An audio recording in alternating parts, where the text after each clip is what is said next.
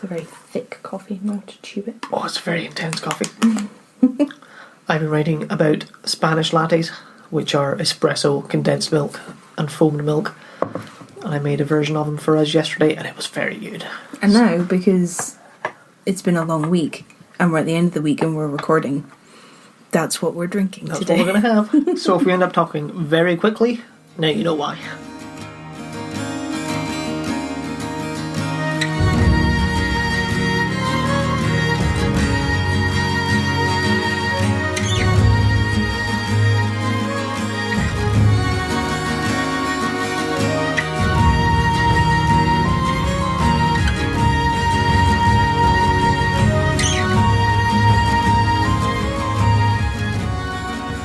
Welcome to the Generally Spooky podcast. Welcome.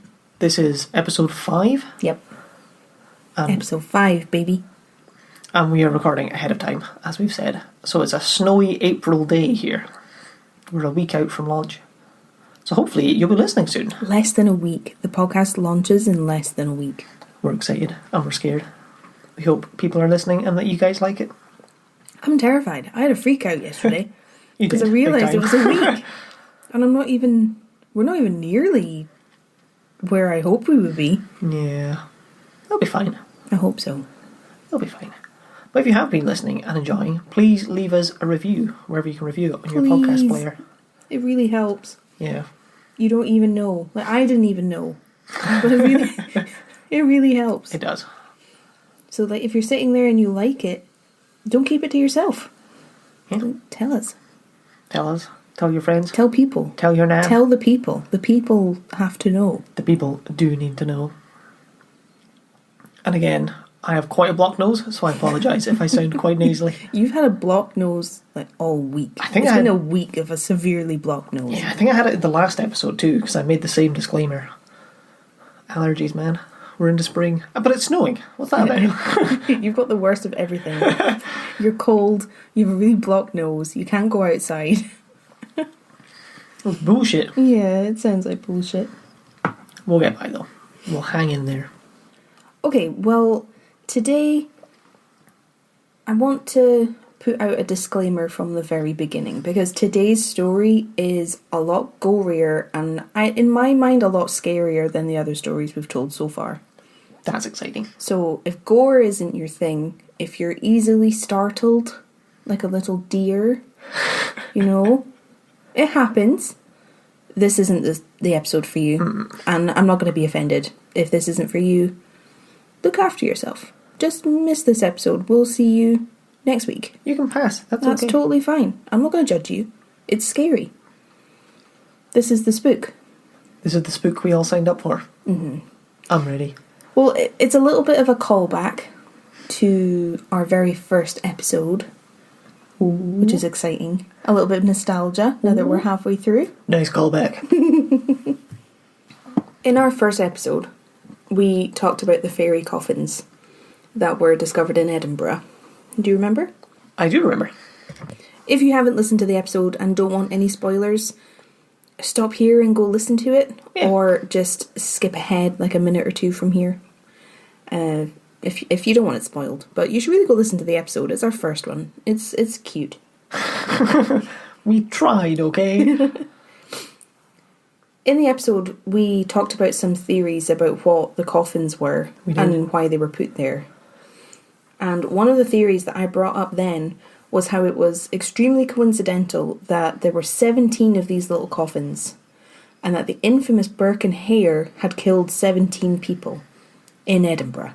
Yep, that was the accepted theory of the Old Edinburgh Club, I think. Is that what they were called? I can't remember if that was their theory, but we did talk about them. I don't want to say that's their theory and then it's not. They might get me, Kieran. They might get me. They know where to hide all the bodies. They might get me. So today, we're talking about Burke and Hare. I'm ready. Are you though? I don't know if you are. Murder me up, girl. Wow. Yeah. Just wow. We got too impatient though, because we asked in the first episode that if you, the listener, want to hear that, then let us know. But it's not out yet, and now we're doing it, because I wanted to hear it. I listened. You were pretty pumped when I brought up that I could do this. Was it last week? Yes.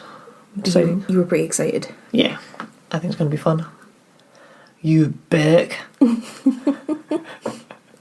You were soon going to discover that Burking has a very different meaning than what you really? think. Mm-hmm. Oh. Interesting. I feel like this is the most famous story that we've covered so far. I think this is the most well known. I feel like I just got clickbaited. Burking's not what you think it is. Oh. Click here to find more. Not intentional, but yeah. Yeah, you did. But I think you'd struggle to find someone who hasn't heard anything about Burke and Hare. Yeah, I think so. Of all the stories that you find in Scottish history, this one has really gotten around, and lots of people know it. Yeah, of what we've done so far, I think that's fair to say. It's not Jekyll and Hyde. I keep confusing that in my head. No, well, maybe once you've heard the story and you know it a bit better, you'll be able to differentiate. Yes. But yeah, I'll say again now that we're here, this is a gory story. If you don't like gore, if you're easily scared, genuinely, this probably isn't going to be the episode for you. We try to mix up the stories we tell, so there's something a little bit different each episode. This is the first time we're really discussing things like murder. Mm-hmm. So we'll probably be talking about something different next week. But yeah, just duck out of this one if it's not for you. Look after yourself, and we'll see you in the next one. That's totally fine. Anything you'd like to add, sir? No, I'm hyped now. I'm expecting it to be horrible. Really? Yeah, so good. So if it's not, I'm good, going to be disappointed. because it's horrible. There are horrible details. Horrible. I'm convinced it's not going to hear me. So let's start by setting the scene, shall we? We can do that. Once again, we're in Edinburgh, Ugh. the Scottish capital. It's 1828, so we're back in the 1800s. Okay. For possibly the third time? Yes. Third or fourth time? Because the Flannan Isle lighthouse was finished in 1897. So I'm in a test. And I think you just listened to the episode. You just edited it, so you probably know more than I do. Possibly. And then I know it was the 1890s, but I couldn't tell you the exact year. I think it was 1897 to 1899. And then the fairy coffins were found in 1850. Well, the fairy coffins, they haven't been discovered by 1828. They won't be discovered until 1836. Oh, earlier than I thought. King William IV is king. He's the king of Great Britain and Hanover. He is the penultimate Hanoverian king. Queen Victoria comes after King William IV. And King George IV was before King William IV. I'm not giving you any chances. None. I checked. That's me told. So there. King William IV. Hanoverian. Yeah. I think I'm opening myself up again here, but I'm pretty sure the Hanoverian line is to do with when King William of Orange came over and took the throne. I really don't know my monarchs very well, but I checked this time. I know who's king currently, who was king before, and who was queen after. So what eye colour does King William have? Brown.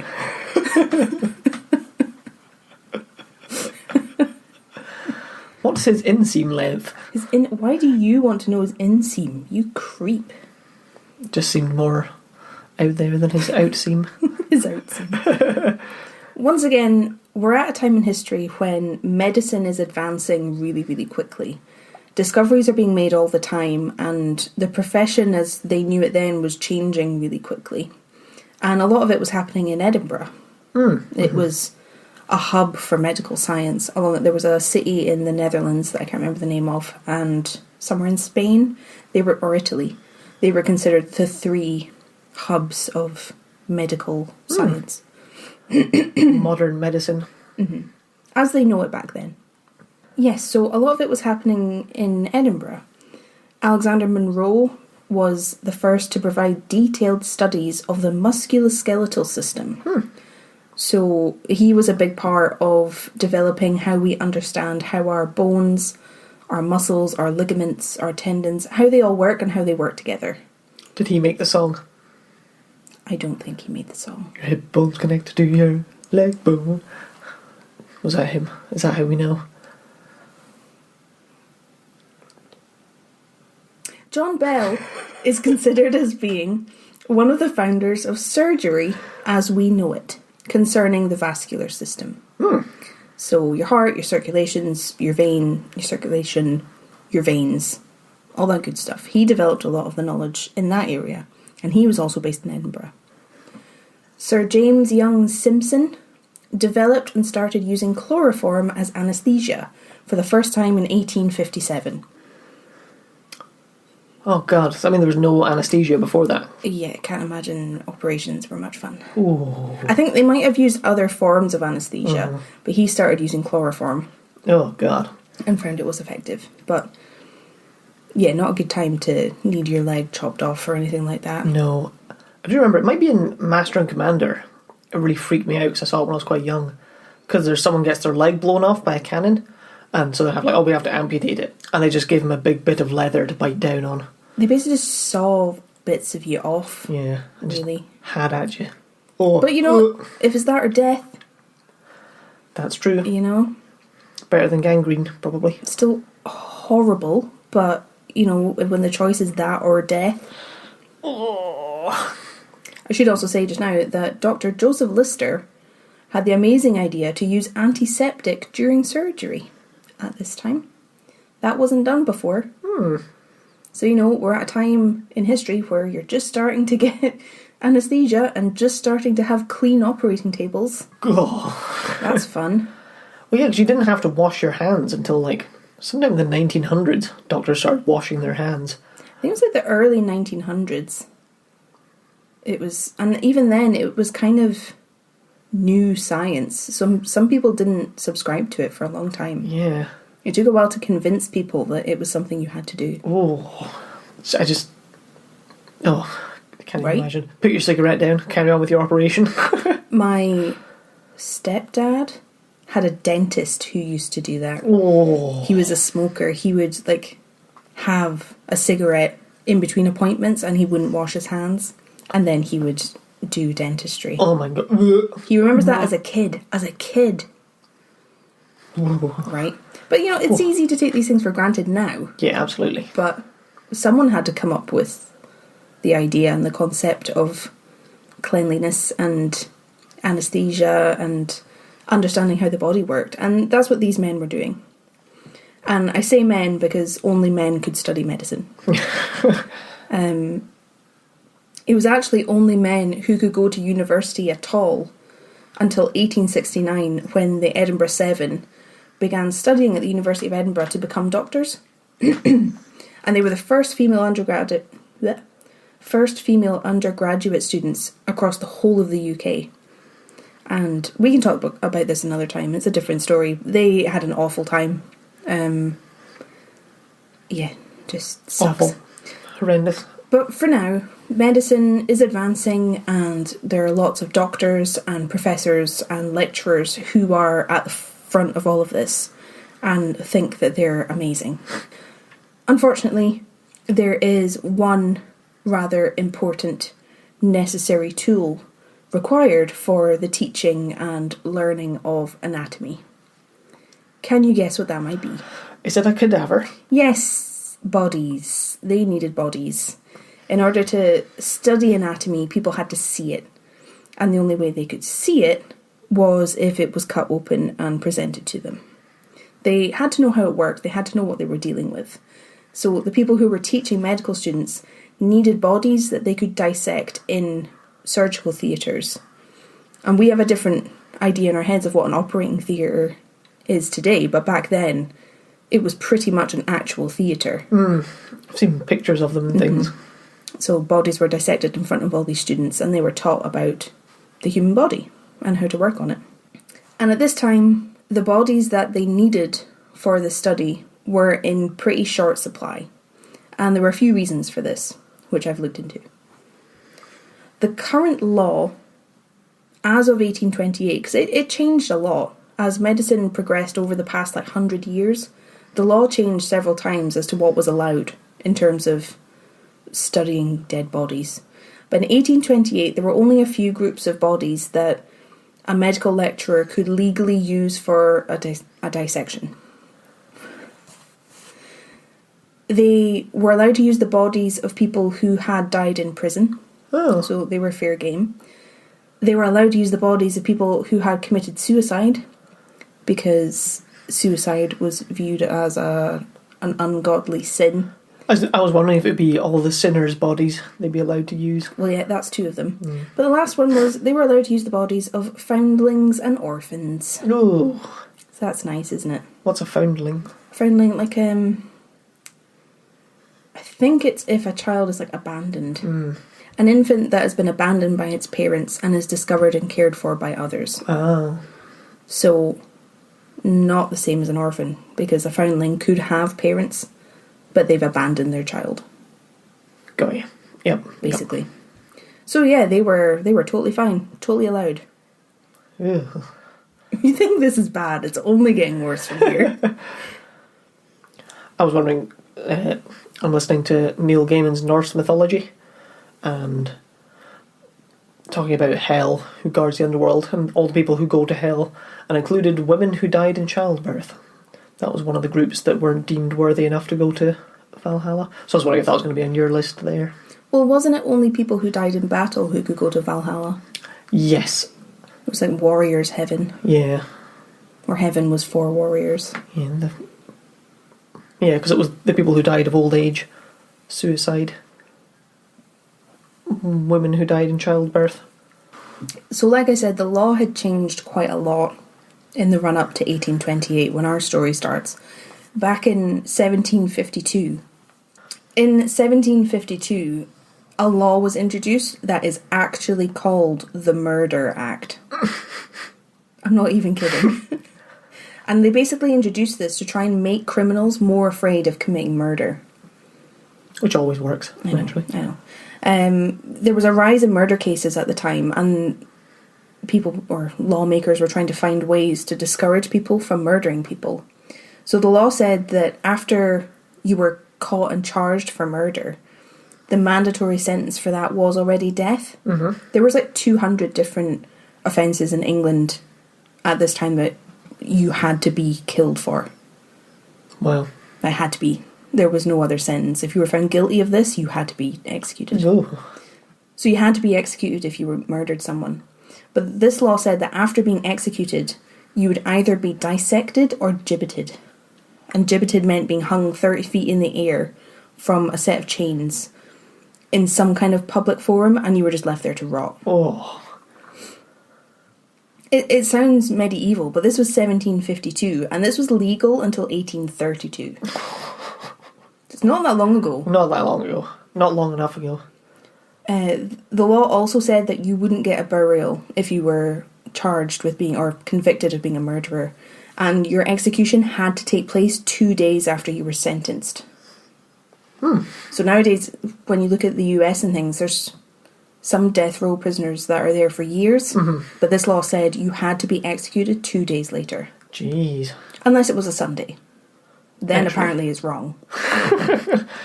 But this meant there was basically no time for any kind of pardon to come through or any kind of appeal. Like, that was it. Wild. Yeah. Just no chance at all. Not really. Not in 2 days. If you're guilty, you're guilty. I can't imagine it being the most just justice system. Well, I mean, standards for evidence and investigation were just different because the methods were different. Yeah. Dissection was much more common for the people who had been executed as murderers rather than being gibbeted. 79% of those who were sentenced to death with post-mortem punishment between 1752 and 1832 were dissected as part of medical science. But I think it's skewed because only men could be gibbeted. So if you were a woman, you were sentenced to death, you could only be dissected. You couldn't be gibbeted as a woman. That was simply too much. I know. I don't really know if that's better or worse. I don't know. I really don't know. At least you get some usefulness out of you after death. Yeah. But even with this steady supply of murderers and orphans, doctors and lecturers were still struggling because there was a rising popularity to study medicine. So more and more students were coming in, but the supply of bodies just couldn't keep up. I'm pretty sure I read in one source that each medical school across the UK was only allocated the body of one executed criminal a year. So that's all they were allowed in terms of executions. It's not a lot to teach with. No, I'm not sure how accurate that is because I only saw it in one place, but basically they just didn't have enough, even with all of these lovely laws in place to ensure that things were terrible, basically. I remember reading a letter from a doctor. It was online somewhere. And it was either a doctor in the 1800s or the 1700s that they'd written to a friend talking about just how awful it was because they didn't make any money and they were about to be homeless and it was just this horrible profession to be in, and saying like no one should do this, it's the actual worst, because it was comparing it to modern doctors in America more. Pretty thankless. Yeah. And just sounded horrendous. Like, oh wow, that's such a high esteem career now. For some, I think being a doctor or working in healthcare is still pretty thankless, to be honest. Well, yeah. You don't nearly get enough. Oh, I was thinking in America. I can make a butt ton of money. I guess, but that's a very flawed... We can't get into the US healthcare system today, no. So we're in the 1820s, and there's this shortage of bodies. And it happened kind of because of that. A huge craze had overtaken Edinburgh, and this craze became everyone's big fear, and that was grave robbing. The medical professionals were so desperate for bodies to study that they were paying really good money to anyone that could bring them a body in decent enough condition that they could dissect it. So there was a lot of money to be made in bringing bodies to the doctors. Jeez, oh. Yeah. And lots of people in Edinburgh wanted part of this money because, it's hard to make a living. A lot of people were living in poverty. You bring a body, you get paid for it. Yeah, if there's money to be made. Exactly. So they were turning to the graveyards and the kirkyards around the city, but they were looking specifically for the people who had been recently buried, so they could dig them up and take them to the dock.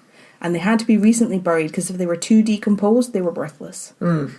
You can't teach much with that. You can't show much with that if it's all rotted away, basically. And you would actually make more money selling a body to the lecturers in the wintertime than you would in the summertime. Huh. Because the weather was so much colder, bodies could be stored much more efficiently. So you would make more money in the winter. Ooh. So yeah, grave robbing, it became a huge problem across Edinburgh. And loads of protests were held by people because they were outraged that their loved ones were being stolen. Yeah. And their eternal rest was being disturbed and then taken away. But there were some people that were selling their loved ones' eternal rest away themselves so that they could pocket the money from their dead relative. Seems like immoral. There's part of me like, oh, how could you do that? But if you were living in poverty, that could mean you can feed and heat yourself for the winter. Well, if you imagine yourself as, like a middle-aged person, you have 7 children, you've just lost your elderly aunt or father, you could see how people would be tempted because your children could be starving. Yeah. Just needs must. So it's distasteful, but to a point, in some cases, you could probably understand it. Yeah, I think so. But there were some people who were just robbing all graves. Mm-hmm. And that was widely disgusting to everyone in Edinburgh. Like, you shouldn't be doing that. So a lot was done to try and make the cemeteries more secure and to provide some kind of protection from these grave robbers. You can still see some of them now, but across some of the graveyards in Edinburgh, watchtowers were built. So there are these little turret-shaped buildings at the gates of cemeteries. Oh, hell. And in some cases, guards were hired to stand in the watchtower and watch the graveyard at night to make sure that nothing was taken. Some wealthy families hired stone slabs, these giant stone slabs, to be put on top of their loved one's grave until the body would be worthless and wouldn't be a target anymore. Jeez, oh. And they just hired the slab. So at this point, the slab was taken away and someone else hired it for the same thing. We watched that ghost tour of Edinburgh. Who did that again? The Deathly Tours, the Dark Deathly Tours. Yeah, David Deathly. Deathly Tours. I can't remember the name of the tours though. We can link it in the show notes. Yeah, we'll look it up. They did a really good thing, and they were in one of the graveyards in Edinburgh, showing the iron bars that were over the graves. Well, I'm just going to get to that, actually. That's one of the measures that was taken to protect the graves. So these things, they look kind of like metal cages placed on top of graves, and they were called mort safes. So they basically just locked down the grave so that the body couldn't be disturbed or nothing could be taken. Some of the really wealthy families actually hired guards themselves to stand over the grave. So not just in the watchtower, it was to stand by the grave itself. Wow. But some families who didn't have that kind of money just took shifts themselves to stand over the grave and keep people away. Oh, man. So they were really going to extreme lengths. It seemed like it was a genuine fear and something people were really, really worried about. Imagine being, trying to grieve because you just lost a loved one, and then having to contend with this as well. And I mean, at least once we do this for 3 weeks, or I have no idea how long it would take, then we get to stop, and then we can start moving on. Well, see, people were especially frustrated because the laws that surround grave robbing were really strange, and there were lots of loopholes. So disturbing a grave at all was a crime. You could be charged for doing that, for disturbing a grave. Even if you didn't take anything, messing with a grave was a crime. If you took any valuables out of a grave or a coffin, that was also a crime, because that's theft. Yep. So stealing jewellery, things like that from a grave, you could be charged. But if you steal a body, that's not a crime. Huh. So you can steal from the body. Sorry, you can't steal from the body. No. But if you take the body, you're fine. The body is arguably the most valuable thing in there. But if you steal the body, that's not a crime. Because technically, it didn't belong to anyone. Well, it's not kidnapping really, is it? Yeah. No. It doesn't belong to anybody. So it's not stealing. Interesting. So the families were really pissed because there's this huge loophole that meant that the people who, if they were doing it properly, and a lot of them were, they weren't going to be charged for it because technically they hadn't done anything wrong. You know, it's bad. Technically. I know. Anytime you have to fine. say it, it's just, you know that something's dodgy. Yeah. You say technically to just appease your own conscience. Yeah. The people who robbed graves for bodies were given the nickname the Resurrection Men, which is awful. No. But over time, by the time that we get to 1828, the Resurrection Men were having a much harder time stealing bodies because all of these measures had been brought in. People were much more vigilant. They had come up with ways to stop graves from being robbed. So the Resurrection Men had a harder trade, and the medical lecturers were really suffering because they weren't getting these technically legal bodies anymore. It's too much to cope with. Mm-hmm. Ooh. And in 1823, judges were granted the power for the first time to decide whether a criminal should get the death penalty or not. So remember I said there were 200 offences that had to be charged with execution? Judges finally had the power to decide if that person really deserved the death penalty. So there were fewer executions. Oh. So again, less bodies. So yeah, I know that took a while. A lot of information about law and grave robbing and everything, but you kind of need to know that to understand Burke and Hare's place in our story. I think that was really interesting. It's fine. It just kind of sets the background for what's about to happen. So, enter Burke and Hare. There was a lot of similarities between Burke and Hare, even before they met each other. They were both originally from Ireland. And both of them were called William. Their names were William Burke and William Hare. Oh, yeah, because I joked about them being the Billies. Yeah. By all accounts, from everything that I read, Burke had a pretty good life in Ireland. He was born in 1792, and his parents were reasonably well off. They weren't struggling for money.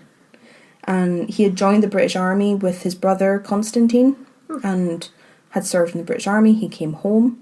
He got married, he had 2 kids, and things were pretty unremarkable and pretty good. That is not the backstory I expected. Right.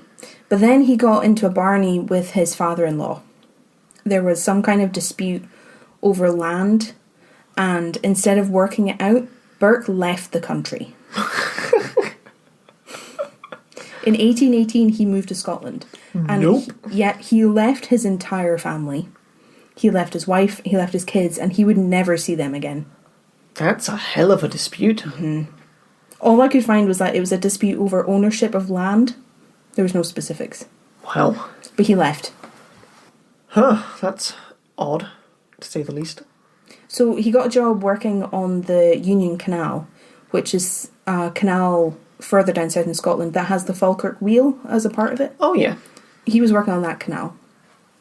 He even met a new woman, and her name was Helen McDougall, but he called her Nellie. And they lived together as if they were husband and wife, but they never actually got married, because Burke had a wife. I would say he didn't get divorced so they couldn't get married. Yeah, and he had children that he just abandoned. Oh. So I think I read it's like common law husband and wife, so they didn't actually have a marriage ceremony, but they lived as if they were married. Oh. So the two of them, they lived in Falkirk for a bit, but then they moved to Edinburgh, to Tanner's Close. And they worked as hawkers for a little while, so they sold clothes and things on the street and moved around to try and sell it. But then Burke became a cobbler, so he made shoes. Huh. But yeah, knowing who he is now, it's a bit odd, but Burke was pretty well liked by everyone who knew him. Yeah? Yeah, like reports from around Edinburgh say that he was a good laugh, he was a nice guy. You never saw him without his Bible in his pocket. Oh. Like he was pretty well respected. Which just goes to show you can't trust anyone. I think that's always much more unsettling. Like the guy who Zac Efron's playing in that new movie. Ted Bundy. Ted Bundy. You hear about him being like a nice guy and having all these friends and being just fully functioning human, seemingly. Well, he seemed... Again, we can't get into Ted Bundy because I'll talk for like 3 hours, but he seemed that way, but he wasn't. Well, yeah, which is obviously the same with Burke. Just, well, I say, yeah, Burke's pretty sound. He comes into my shop, we chat, he's nice. Always see him with his Bible, great. And then at night, he's up to no good. Up to nae good. So that's William Burke.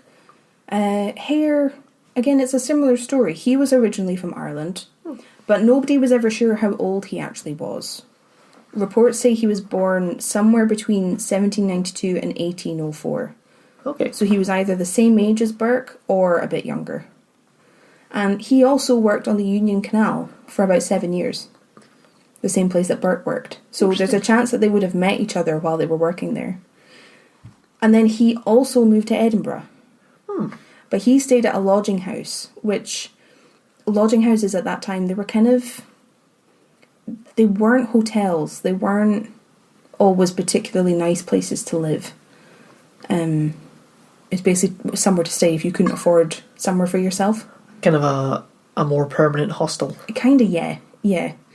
And this lodging house was run by a woman called Margaret Laird. And this lodging house was also on Tanner's Close, which is where Burke lived. Margaret Laird's husband died in 1826. And it wasn't too long after that she and Hare got together. And they also lived as husband and wife without actually getting married. Oh, that's pretty weird. Do you see the similarities here? Yeah. It's so strange. So she went by the name Margaret Hare, but they never ever got married. Huh. But Hare didn't have the same type of reputation that Burke did. He was not widely liked. He was known for being violent.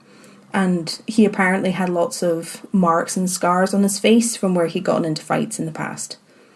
And he was very quick to argue with people. He was quite volatile, and it seems like the type of person that you meet where you say the slightest thing wrong that they don't like and he would like jump down your throat. Oh. That type of person.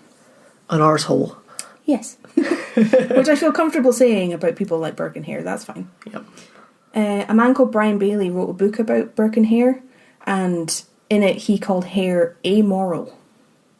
Okay. And he also talks about Margaret, and he refers to her as hard-featured.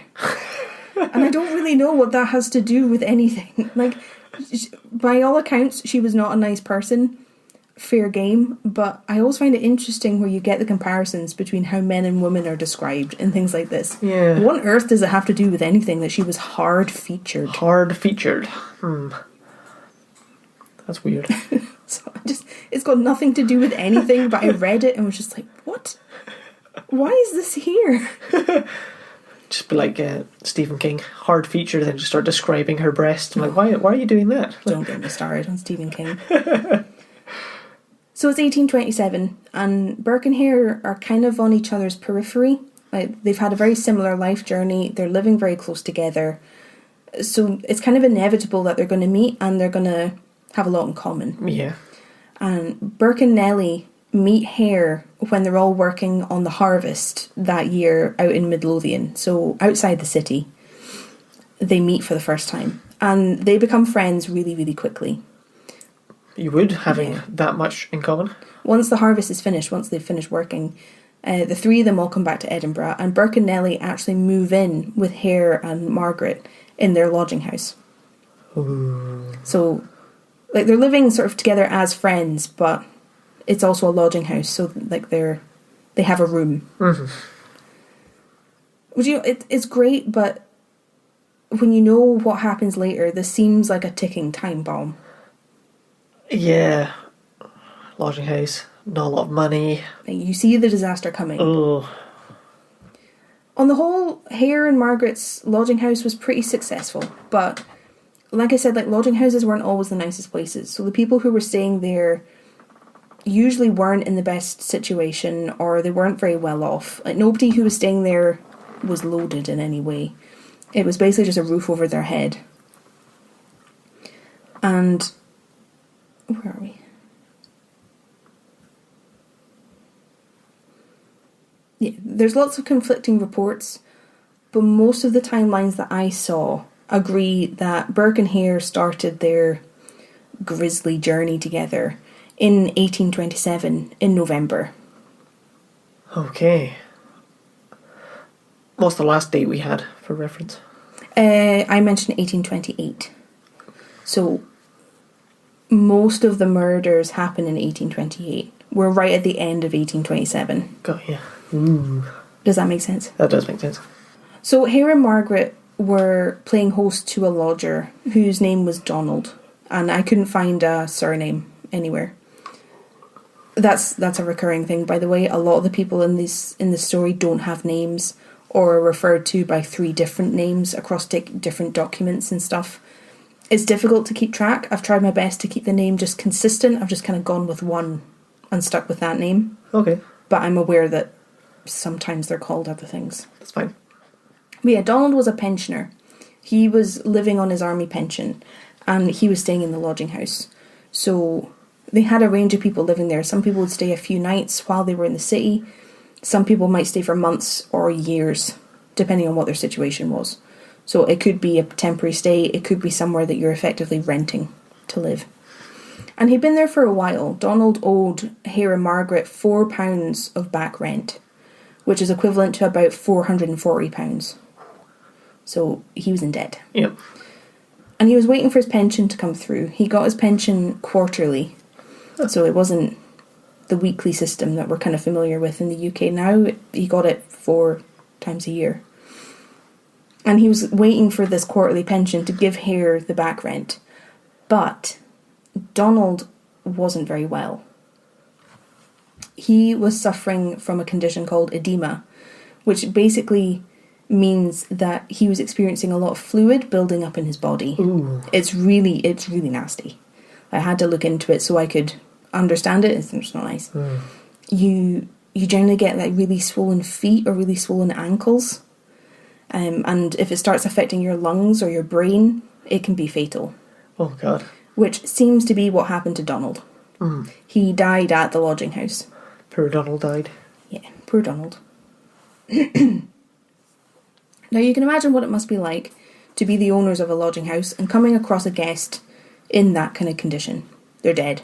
You're shocked. You're overwhelmed. You're sorry of the poor fate that has fallen on this man. in Burke and Hare's case, they were quids in. They were over the moon. Because Hare had been complaining to Burke about Donald's debt for a while. And unfortunately for Hare, Donald had died before he got his pension payout. How dare he? I know, right? How dare he die? It's so inconsiderate of him. I have the Fawlty Towers episode in my head. Oh. Where they have a dead body in the hotel. I hadn't thought of that. Comically putting it around the hotel, trying to put it out of the way. So this is a kitchen, you can't have it in here. Well, they were not that concerned. Probably not that. Now that Donald was dead, there was no one looking for him. He didn't really have a family. He didn't have anyone who really cared. So the two men came up with the brilliant idea to sell his body to the university. Genius. And then they would get money back to make up for Donald's debt. It's only fair. It's Right? the right thing to do. They're not going to pay for his funeral. So they went through the usual motions like they were supposed to. They alerted the people they should have that there had been a death, and they were given a coffin that Donald was to go into for him to then be buried. So that was all fine, and they did this with the greatest respect. Until everyone left. And that's when they replaced Donald's body with a whole bunch of bark. So they filled the coffin with bark, and they hid his body under a bed. And they resealed the coffin, and no one was any the wiser. The coffin was picked up, it was collected, nobody suspected a thing, and then when it got dark, the men took Donald to the university. And they used a tea chest to stash his body, which is kind of like a crate type looking thing. Okay. So that they didn't get any awkward questions on the way to the uni, they stashed the body. Just under a bed. No one will look under here. Well, why would they? They thought the coffin was full. Yeah, but where else would you? Right? When they reached the uni, they asked a student for directions because they were looking for Professor Monroe, who I mentioned earlier. He had discovered a lot about the musculoskeletal system. So he was a well-known name. People knew who he was. He wrote the song. He did not write the song. But what I can only describe as like a weird twist of fate, the student sent them to the wrong place. The student sent them to Dr. Knox's surgery, not Professor Monroe. And that's how Knox's name gets brought into this whole case and is linked with these murders forever. Interesting. Basically. They were never supposed to see him that night. Wow. Now, Knox was another big name in medical circles, but I didn't mention him at the beginning because I didn't want to spoil it. But he was known as the most entertaining lecturer. So going to one of his lectures or one of his dissections was a real spectacle. And he was very popular for that reason. He qualified as a doctor in 1814. Yep. So he'd been on the go a while. He knew what he was doing. And he even served in the Battle of Waterloo as a medic in 1815. Oh, wow. So he knew his stuff. So the men arrived at Knox's door by accident, but they still had Donald's body to sell. Naturally, as is the way with very important people, Knox barely had to speak to Burke and Hare because he had assistants to do that for him. Naturally. Right? So the men became very familiar with one of Knox's assistants, a man called David Patterson, and he spoke with Burke and Hare often over the course of the next few months. And he helped negotiate the price that Dr. Knox was willing to pay for these bodies. What I will say, though, is that Knox always had the final say for what he was willing to pay for a body. So he knew when a body was brought, and ultimately he got the final say. So it wasn't just the assistant. Knox knew that they were coming. Mm-hmm. On this occasion, Burke and Hare were given £7 and 10 shillings for Donald. That's quite a lot. I was wondering how much they get for a body. And the debt was £4? Yes. So this was worth about £650. Which is no small amount if you don't make a lot anyway. Yeah. And I imagine money went further. Mm-hmm. But, it's a body. Hare took a slightly bigger share than Burke because he had to cover the debt that Donald had left.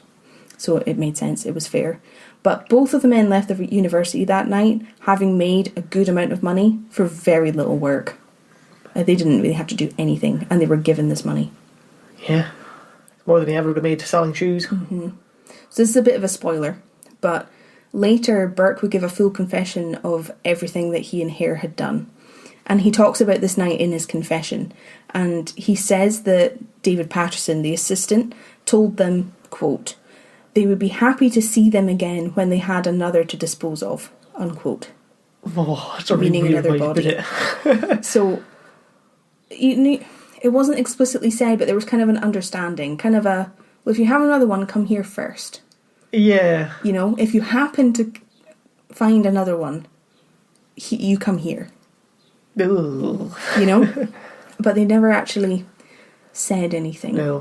Which kind of leads me to this moral grey area that the doctors and the lecturers seem to be living in. And I'm interested to hear what you think, especially here, before we get into the stuff that's more distasteful. The Devices and Wiltshire Gazette wrote about Burke and Hare after the murders, but they also mentioned Knox and his practice for buying bodies, and they wrote, not a single question was ever put, or if ever mere mockery, to the wretches who came week after week with uninterred bodies crammed into tea chests, but that each corpse was eagerly received and fresh orders issued for more. Which kind of sums up how I feel about it. It was, they never asked because they didn't want to know. Well, yeah, they don't want to be fully culpable. Oh, they're just bringing bodies, and we're doing this, like, God's work of science, and we're saving lives for these bodies with our wonders as doctors. Ooh. Because, you know, at this point with Donald's body, Knox hasn't really done anything wrong. Like, he's just buying a body of a person who died of natural causes. But he is leaving the door open for things to happen in the future. Yeah. So it is a moral grey area. Absolutely. I think. And it's hard to imagine that buying a body is normal. Mm-hmm. Because I'm like, well, that's really weird, you're buying a body. I'm like, oh no, if that's, at the time, that's what you did and that's how it worked. Yeah. So that bit is entirely fine. I think that's why it's the grey area. Well, it's just the lecturers and the assistants, everyone who deals with the body selling stuff, they don't ask too much about the bodies. They don't ask for any kind of verification. It's just they buy them and they don't ask because the situation suits them and what they need. We'll get more into this later about the problems that this caused, but you know, it's iffy. It's icky. Yeah. It's icky. So that was the first body. And another spoiler alert, it was the first of many. I thought it was the end of the story. No, this is the horrible beginning of the horrible story. They took their £7 and retired to Barbados? Nope. I wish they had. They did not. Gutted. Like every story I've told, there is some confusion over the details and the timeline. So I've gone with what I saw most often and what made the most sense. And that makes sense. But I like to acknowledge that some people say things happened in a different order. Yeah. So Donald died in November 1827. But now we're in January, February time of 1828. Yep. Which is why I started the story in 1828. Because this is when the murders start. So the first death was in 1827, but they didn't kill Donald. He died because he was unwell. So by January, February, it's been a little bit since Burke and Hare cashed in that money. And life had continued as normal. Burke was a cobbler and Hare and Margaret were running the lodging house. You know, they'd used up the money by then. Mm-hmm. And this is when they had a lodger named Joseph. And again, no surname, couldn't find one. But he was a miller, so he worked a mill. But unfortunately for Joseph, he made the ridiculous mistake of becoming seriously ill while he was staying at the lodging house. He came down with a really serious fever, so he was really unwell. He was delirious, and you know he was going to die. Basically, everyone knew he was going to die. And naturally, Hare and Margaret did what any person would do in this situation. They made everything about them. So the lodging house that they had wasn't huge, and they really crammed guests in. From some things I saw, sometimes guests would be sharing rooms, or like parties of guests would be sharing beds. So they really maxed out how many people they could charge. People were crammed in. which means that a guest having a really bad contagious fever would be a huge problem. Can't just cram everyone into the room. No, people aren't going to want to be around someone that could infect them with a fever. So inconsiderate. Right? How dare Joseph? I know. How dare Joseph? So this is when Burke and Hare graduate from ambitious go-getters to murderers. Woohoo! Isn't that wonderful? Yeah. It seems like they knew that Joseph was going to die. Now, they could see that he was really unwell, but they didn't want to wait for him to die and lose out on guests staying at the lodging house and losing out on money. So Burke and Hare took advantage of how delirious Joseph was, because, he was really sick. Mm-hmm.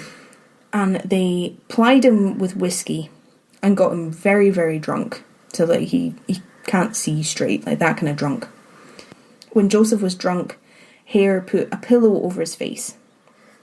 And Burke leaned his body on top of Joseph's abdomen. Oh. So resting his body weight on top of him, which stopped Joseph from moving around. It stopped him from making noise, attracting attention, but it also stopped him from taking in air. So even if he was still managing to breathe with a pillow on his face, he couldn't inflate his lungs. So they killed him. And they stuffed him into a tea chest, just like they had with Donald, and they took him to Dr. Knox. And they got £10 for his body. About £875 today. Oh, God. It's disgusting. Yeah. And they got away with it.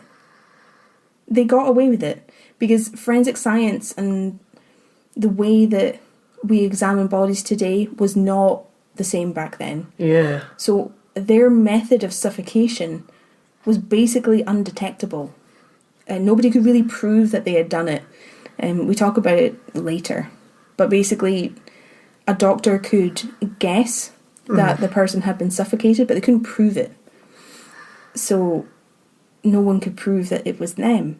And then they got their money because the body wasn't damaged in any way. There were no wounds, no obvious signs of injury. There was no damage to the body. So it was perfect for dissection and perfect for study. Well, that's what I was wondering with the doctors having no idea. Like, well, if they, caved someone's skull in, and then they're like, oh, well, you said this man died of flu, but his skull is cracked inside out. So I was like, oh, how does that work? That would do it. See, there's no way to tell. And Joseph had a fever. Yeah. So they have a reason he died of fever or whatever illness it was. So now they've kind of broken the seal. They've gone over into murder. They know that it works because they were able to sell the body. So they do it again. It's interesting that they, step towards it. It's not just, not there. It's like, oh, well, this guy was died and he owed me the debt, so I'll sell him. They're like, oh, well, this person's going to die. So we're doing him a service by just, putting him out of his misery. Mm-hmm. I mean, these are pretty big steps, but even still. Well, see, I think I mentioned it later, but it was never just because they liked killing. Mm-hmm. It was a business. They were selling them. They were murdering for money. It was never just to kill. In the body business. You know? But yeah, they did seem to graduate to this point. It didn't just happen by accident. Yeah. And if you remember the culture that they're coming from of grave robbing, and grave robbing isn't profitable anymore, so it seems like the logical next step to murder for science. Yeah. But to murder the already weak and infirm and quote-unquote useless. Well, see, we're going to talk a bit about that moving forward. Interesting. Their next victim was a woman called Abigail Simpson. And remember, some people give different orders of the victims, so some people say that she wasn't the next one. We're sticking with this. And I have a reason. Simpson was an elderly woman, and she was living on her pension just like Donald was. But she actually lived in a town called Gilmerton, which is to the southeast of Edinburgh. She didn't live in the city. She came into Edinburgh periodically to sell salt to add to her pension, so it was extra money for her to live on. And she sold the salt in Edinburgh. So obviously she lives outside the city. She needs somewhere to stay while she's in Edinburgh selling her salt. So where does she stay? Oh man, this is turning into Edward Scissorhand. Do you mean Sweeney Todd? Oh, yes, I do. Yeah, no, that's not right. This is turning into Sweeney Todd. So she stays at Hare and Margaret's lodging house because she needs somewhere to stay. And on the 12th of February, 1828, Simpson was staying at the lodging house. And weirdly, across the whole case, this is the only exact date that Burke ever gave in his confessions. Everything was kind of all over the place. He gave a couple of confessions later and some of the details changed, but this is the only exact date that he could remember. Weird. She's staying at the lodging house. Burke and Hare invite her to join them for drinks, which she does. And they get her very drunk, just as they had done with Joseph, and that's when they strike. Hare covered her nose and mouth with his hands, and Burke leant on top of her like he had done before.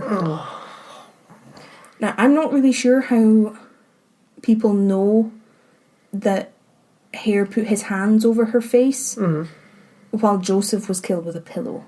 I'm wondering if that's a detail from the confessions, because I don't really know how they would know. But experts reckon that she was killed after Joseph because Hare used his hands, he didn't use the pillow. And it kind of suggests more confidence and more experience, that this isn't their first murder, they know what they're doing. The pillow seems like an easier method. Yeah. Does that make sense? Yeah. But this is basically how Burke and Hare would kill all of their victims. And the technique was later called burking. Which was when a victim was smothered and then sold for science. And this was it was called an anatomy murder. This is the type of murder that it is. Jesus. Isn't that awful? That is awful.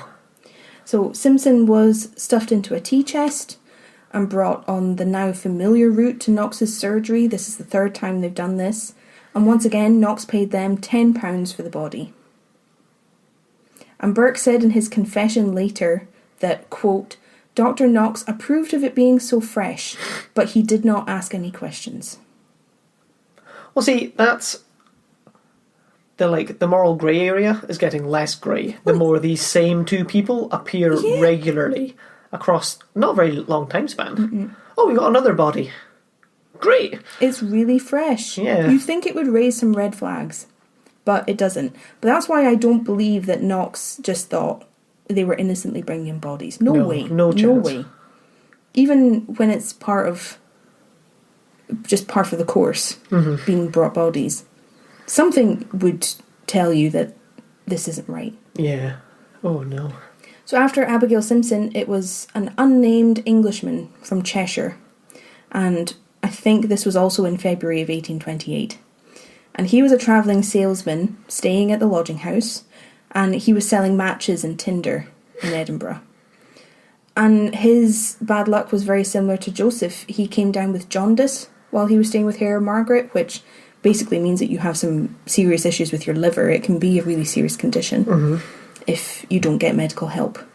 And not wanting to lose out on earnings, Burke and Hare decided that he had to go. So they smother him, they sell him, they're in profit again. Oh, God.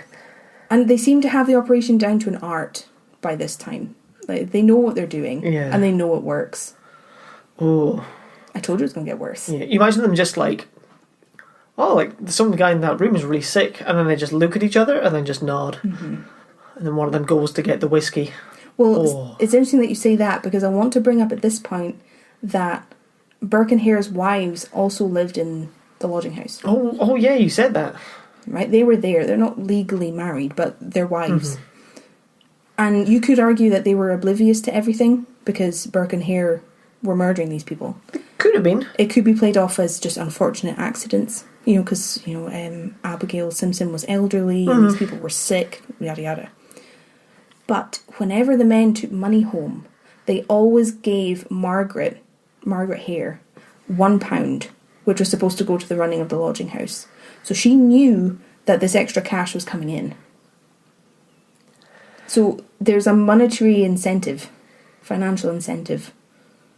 And she's not asking questions either. But then come the next couple of murders, which in my mind put the wives firmly under suspicion, just like Burke and Hare. I'm going to make my case because I don't think they were innocent at all. No. But they could have been like, oh, I brought some extra money and I'm a cobbler, so I sold some shoes tonight. Could have been. Or great. they may have believed the story that, oh, this person was just sick, they just died. Yeah. This old person died. Oh, that's what old people do. But I don't think so. I do not think so. So yeah, I'm going to go into why I don't think they're innocent with the next murders. But this is already an hour long, so what we're going to do is we're going to leave this here. And this is going to be a 2-parter episode. Our first 2-parter. Because it's a bit of a beast. Yeah, it's a lot. There's a lot to come. So we're going to end it here. And if you want to know the rest of the story, you're going to have to listen to our next episode. What do you think so far? Oh, so... Well, I mean, it's so horrible. I hate saying so good, because it's such a good story, but it's a hard line to walk, isn't it? Such a horrible story. Because, I would wish this story didn't exist. But... The whole concept of... like anatomy murder, like killing for science, is just quite abhorrent. Yeah. It's a lot to deal with, even though selling bodies for science was more normal then. It's still hard to reconcile it in your brain. It's really weird. Yeah. That is a thing. Because you can still, in America, you can donate your body to, it's like the FBI or someone, and they'll bury you in a field, and then to monitor like how the grass grows on top. There's a really good book about that, about the people who study the ground, like that happens when a body's buried. I can't remember. I'll have the book in the show notes. It's meant to be really, really good. Because you told me before about you told me before how the investigators can know where there's a body buried by just looking at the ground. Yeah. And it's seemingly the same as all the other ground, but it isn't, because the body decomposes and gives different nutrition to the soil. It's so interesting. I mean, if you're into that. It's really, really interesting. I can't remember the name of the book off the top of my head, but I'll have it in the show notes if you're interested. Because I don't want to. That's fine. That's fine. I think you can still donate your body to do that. It would make sense. Yeah. But I suppose now you can be an organ donor, which is similar. Well, I think in Scotland, you're automatically opted in to be an organ donor now. Oh, yeah, I think you have to opt out. Which is fine. That's a great idea. They have it the other way around now. It makes sense. Yeah. But I also understand why people might not want to do that. Yeah. Well, yeah. Thank you for listening. Thank you very much. This is going to be a monster. It is. And more gore and horribleness to come in episode 2. Right. Trust me, it's pretty terrible. But do come again. You might want to take a blanket next time, Kieran. To snuggle. I'll get like a nice hot chocolate or something. Anyway, we will see you in the next one. We will. Thank you for listening. Bye. Bye.